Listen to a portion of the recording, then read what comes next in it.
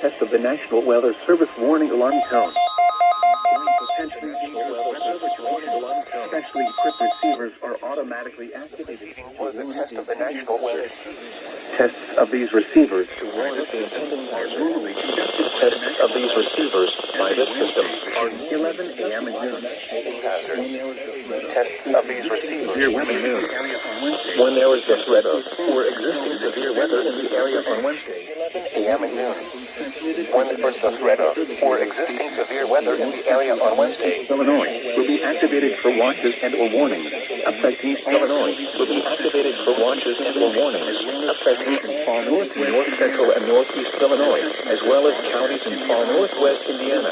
Any given location of this broadcast and the alarm tone will vary at any given location.